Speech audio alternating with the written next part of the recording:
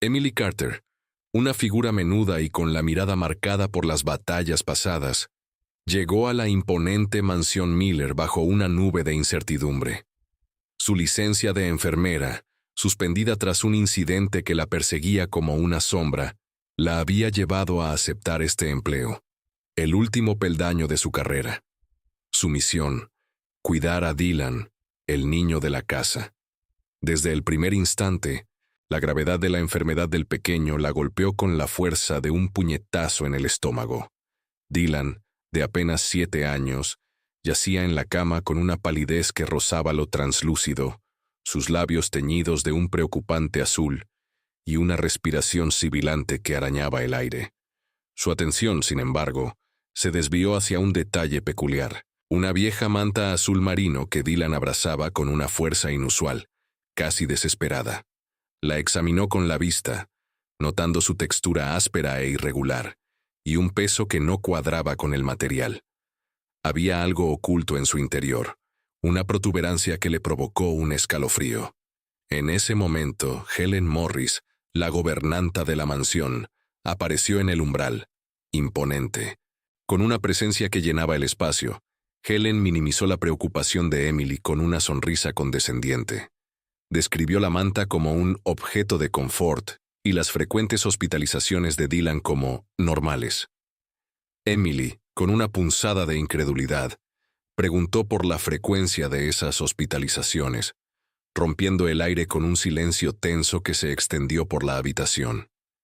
Helen, con un matiz despectivo en su voz, descalificó sutilmente a Emily, mencionando que las otras niñeras tampoco habían durado mucho. Emily recordaba bien la reputación del puesto. 5 niñeras en 18 meses. Todas renunciaron sin explicación, como fantasmas que se desvanecían en la noche. Su propia motivación para aceptar el trabajo era una mezcla de desesperación y una culpa corrosiva por un incidente pasado, la muerte de una niña llamada Emma Rodríguez bajo su cuidado. Aunque la investigación la había exonerado, la culpa persistía, un ancla pesada en su alma. Ahora, en el opresivo silencio de la mansión Miller, Emily sentía una profunda certeza de que algo andaba profundamente mal. Dylan se agitó en su sueño, gimiendo y apretando la manta, su rostro contorsionado por una pesadilla invisible. Emily intentó acceder a los registros médicos del niño, pero Helen la bloqueó sutilmente, interponiéndose con una excusa trivial. Helen asignó a Emily una habitación de servicio, pequeña y sin ventanas, y la despidió con un ominoso «Mañana será un día largo», cerrando la puerta con un clic que resonó en el silencio. Emily sintió el peso opresivo de la mansión, un silencio que no era paz, sino un presagio. Decidió que esta vez no ignoraría las señales. A las 2:47 a.m., un sonido la despertó. Pasos medidos en el pasillo, deteniéndose justo en la puerta de Dylan. Emily se deslizó hasta su propia puerta, abriéndola apenas 1 centímetro. A través de la rendija, observó a Helen de pie junto a la cama de Dylan. La gobernanta le ofreció una bebida caliente, diciéndole que le ayudaría a dormir como su mamá dormía. La voz de Helen, las palabras sobre la madre de Dylan. Ahora ella duerme para siempre. Tan tranquila, tan en paz, helaron la sangre de Emily. Dylan se resistió, mencionando que le dolía la barriga, pero Helen lo obligó a beber, amenazándolo con llamar a su padre. Luego, ajustó la manta sobre Dylan con movimientos casi rituales. Emily se escondió mientras Helen salía del cuarto con la taza vacía. Un momento después, Emily entró al cuarto, encontrando a Dylan semiconsciente, con un pulso alarmantemente bajo de 42 latidos por minuto. Con dificultad, Dylan le susurró que ella te mandará lejos, y que papá nunca cree. El pulso del niño siguió bajando, forzando a Emily a tomar una decisión crucial. Llamó al 911. En ese instante, Helen reapareció en la puerta, una sonrisa fría en sus labios, advirtiendo a Emily sobre las reglas de esta casa.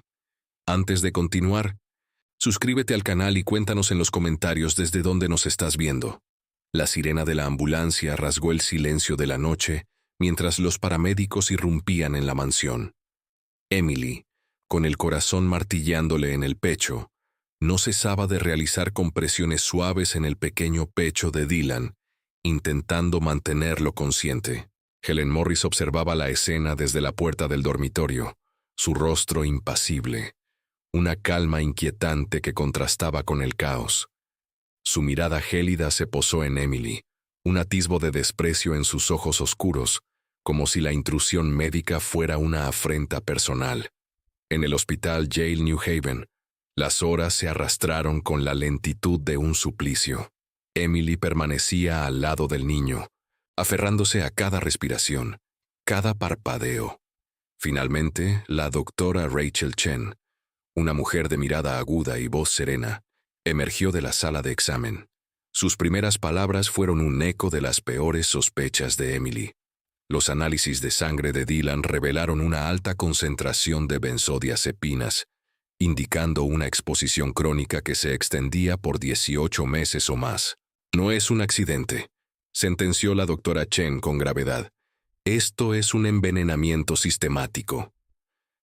La revisión del historial médico de Dylan fue aún más reveladora. 23 hospitalizaciones en 18 meses, todas con síntomas similares en casa y una recuperación milagrosa una vez ingresado en el hospital. La doctora Chen inquirió sobre las personas con acceso al niño. El padre estaba de viaje, una ausencia habitual. Helen Morris, la gobernanta, había estado en la mansión durante 40 años, una figura omnipresente. Y Emily, que había llegado hacía apenas unas horas. Mientras la doctora Chen hablaba, Emily observó a Helen sentada junto a Dylan en la cama del hospital, sujetando su pequeña mano con una posesividad que le erizó la piel. Con el alba tiñendo el cielo de grises y púrpuras, Emily regresó a la mansión Miller. La casa parecía más grande, más silenciosa, impregnada de una atmósfera de vigilancia.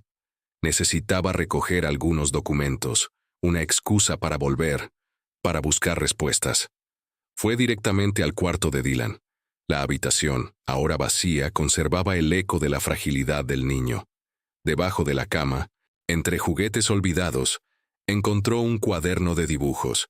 Las primeras páginas mostraban los garabatos inocentes de un niño, paisajes coloridos, animales sonriendo. Pero la última página era una perturbadora ventana a la mente de Dylan. Una figura gris con ojos rojos casi demoníaca sostenía una taza humeante.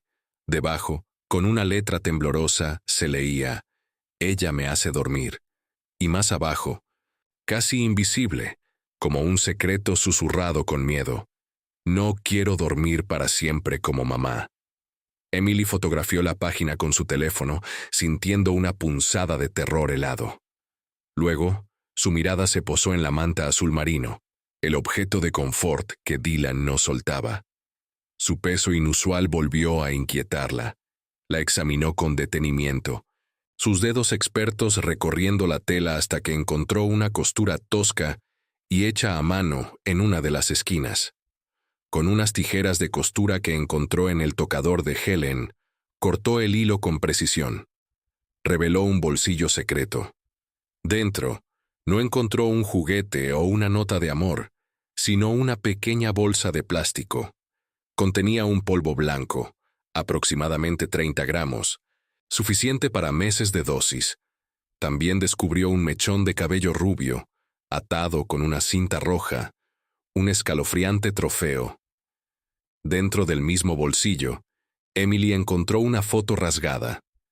La imagen mostraba a Helen, notablemente más joven, junto a una mujer joven y una niña. La mujer joven era idéntica a la madre de Dylan, pero más joven, con la misma mirada. ¿Y la niña? La niña era Emma Rodríguez, la misma niña que había muerto bajo el cuidado de Emily, la razón de su culpa. Los puntos se conectaron en la mente de Emily con una claridad aterradora. Helen, la madre de Dylan, Emma Rodríguez, y la manta. La madre de Dylan y Emma Rodríguez No solo compartían un asombroso parecido, sino que debían ser hermanas. La manta, o al menos un objeto similar, había sido de Emma. Y Helen la había usado con ella también. Helen había estado repitiendo un patrón macabro, un ciclo de envenenamiento y control que se extendía a través de los años, de una víctima a otra. La verdad se reveló ante Emily, cruda y brutal. Emily, con el corazón martilleando en su pecho, unió las piezas del rompecabezas. Helen Morris no había sido simplemente una gobernanta. Era una depredadora, una figura maquiavélica que drogaba sistemáticamente a los niños bajo su cuidado, y antes que a ellos, a sus madres. La madre de Dylan no había muerto en un sentido natural. Había sido dormida para siempre, al igual que Emma Rodríguez. El patrón de Helen era horriblemente claro. Primero eliminaba a las madres, luego a los niños que no se adaptaban a su control absoluto. La motivación de Helen, tan retorcida como su método, se reveló con una claridad escalofriante. No era el dinero ni la herencia. Era un deseo enfermizo de control, una necesidad de posesión sobre la familia Miller y, por extensión, sobre sus vidas. Helen buscaba reemplazar a las madres, borrar su memoria y asegurarse una permanencia indiscutible en la mansión, dictando cada latido de la vida de sus jóvenes víctimas. El polvo blanco no era una droga cualquiera. Era el mismo sedante que había usado con Emma y con la madre de Dylan, una sustancia mortal disfrazada de consuelo.